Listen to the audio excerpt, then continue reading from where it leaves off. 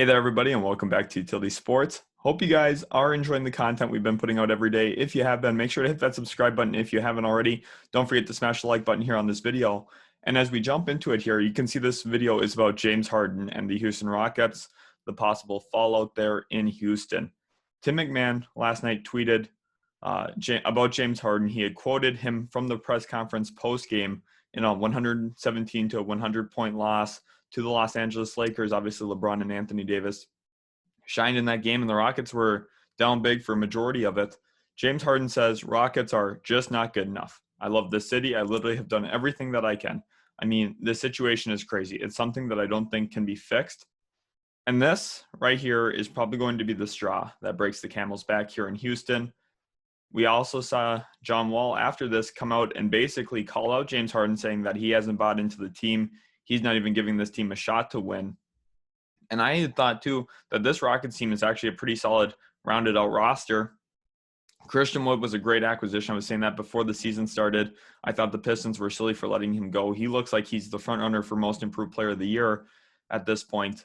It's just been absolutely phenomenal there for Houston, been great with James Harden. John Wall's looked pretty good in his return to play after tearing his Achilles. Boogie Cousins has also played fairly well for that team. He's been a pretty good presence for them, able to stretch the floor as a big. Now, obviously, do they have some flaws? Yes, of course. Are they going to be a team that's going to be, in the finals or even right next to the finals conversation? No, probably not.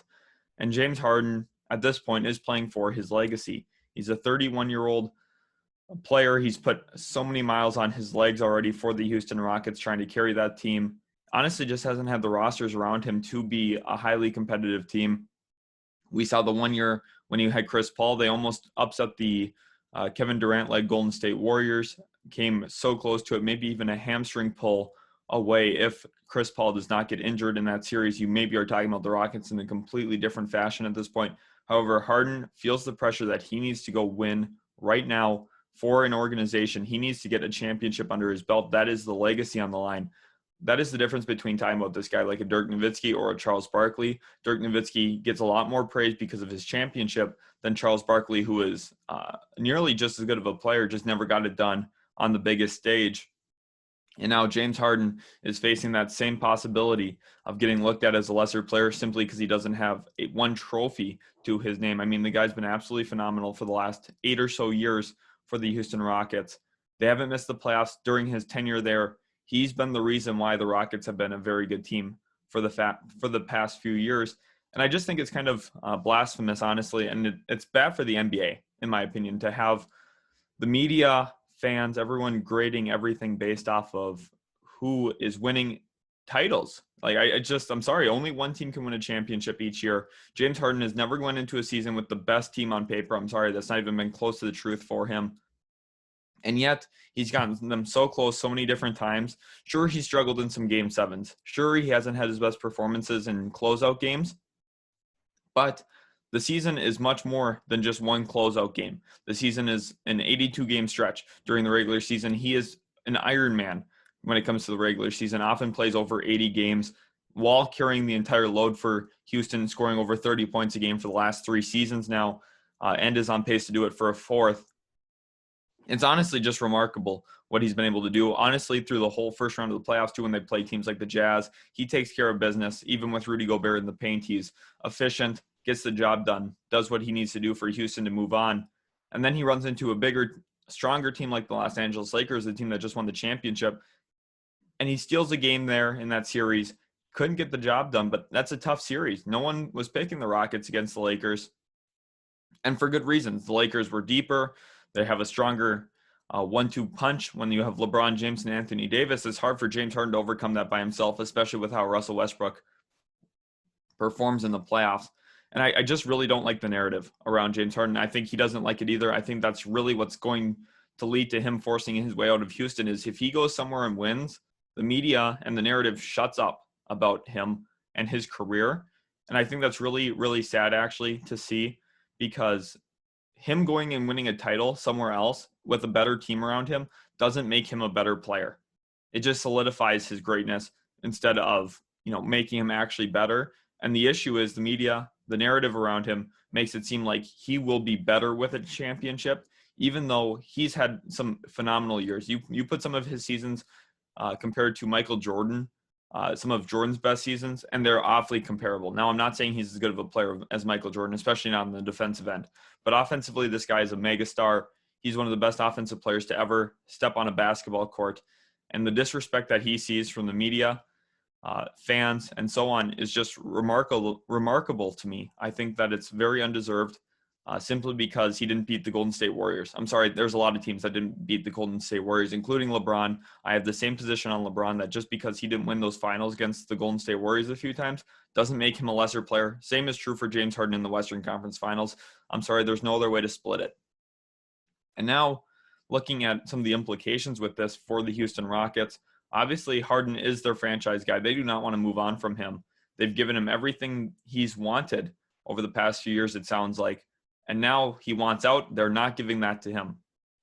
He has a year after this season on his contract yet. And this could get really messy. Houston could hold on to him throughout the duration of his contract. I do not think that will happen. They would lose him for nothing and really reset their franchise in a way that's not beneficial for them. Trading him now could bring in a bunch of assets in the door. We've seen this for teams like the Denver Nuggets when they traded Carmelo Anthony to New York. They got a ton of assets, really propelled their future. I think the Rockets need to capitalize on that, bring in a better player, a better collection of players to maybe hit the rebuild button. Here, the other thing to watch is John Wall could find his way out of Houston as well.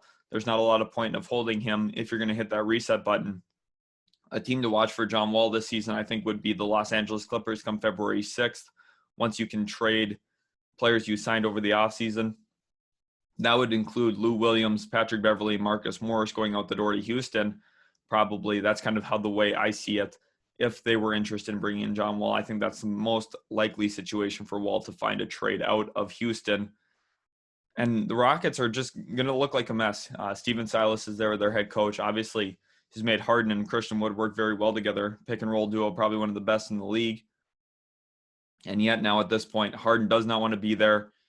You see, you can even hear kind of the frustration in his voice and the amount of, I don't know, toughness that he's gone through really with this team. He said he's been over the last few years saying that they just need to get better, need a few pieces, and they haven't been able to get that. And now I think he's realizing his time in Houston is coming to an end. He needs to win a championship in order to starve out the media on the narratives on him. And I think Houston's not going to be the place to do it. I really do like James Harden myself. I love watching him play, and I hope he goes to a situation where he can get a little bit more respect around the league, honestly. I just don't like seeing a player of his caliber get, shredded all over the place. Remember, Dirk Nowitzki was 32 when he won his championship with the Dallas Mavericks. Everyone before that was calling him soft, not a guy you can win with, and so on. James Harden is not even 32 years old yet. Things happen like this. Jimmy Butler had a similar narrative until he carried the Heat to the finals this year. Jimmy Butler all of a sudden didn't get better come playoff time. They just executed. The team around him executed. They took advantage of certain matchups and they got to the finals.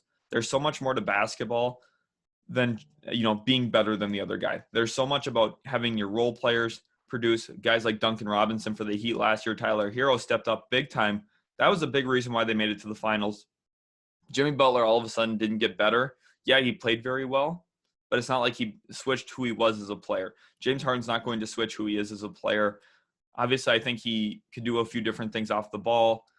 I think that Houston's kind of put him in a situation where, that's what he does now. I don't really think that's ultimately up to him. We've obviously heard the clips about Steph Curry saying that's not even what Harden wants to do, coming from Harden's own mouth. So that's something to monitor as we move forward too, is if a team buys in on Harden, are they going to put him in a heavy ball dominant role?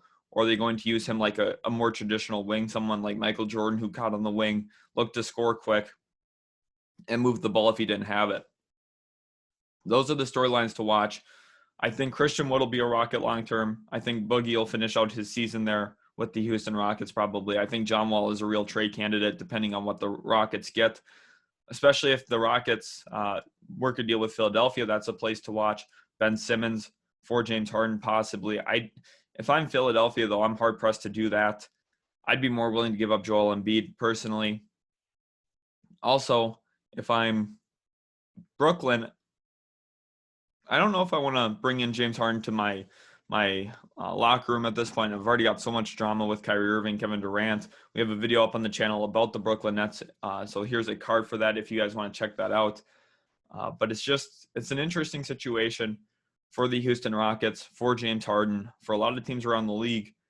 And I don't really see a clear team that's going to buy in on him. I don't see the Dallas Mavericks, maybe the San Antonio Spurs. Actually, that's a team that I think could be interested in getting a deal done. Now, they'd have to part with probably DeJounte Murray. I'm not sure if they're interested in doing that. That'll be something to monitor. I think that there's going to be a few teams around the league. If a deal doesn't get done this year as well, and the Clippers don't win a championship this season, I think a Paul George, James Harden swap could be in the mix. There's just a lot going on with this Harden situation. This is something we're going to continue to watch and monitor moving forward. We're going to continue to keep you guys updated. So if you haven't already, hit that subscribe button. Thank you guys so much for watching, and we'll catch you in the next video.